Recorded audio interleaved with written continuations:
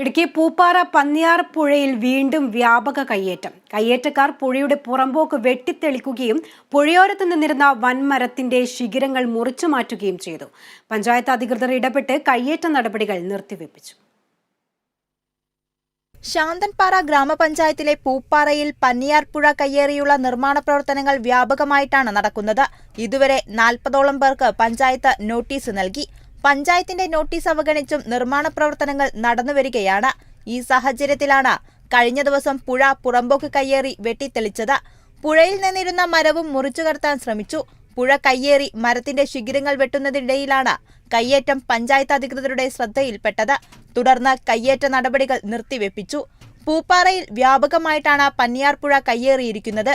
ഇതിനെതിരെ പഞ്ചായത്തും റവന്യൂ വകുപ്പും മൃദു സമീപനമാണ് സ്വീകരിക്കുന്നതെന്ന ആക്ഷേപവും ഉയരുന്നുണ്ട്.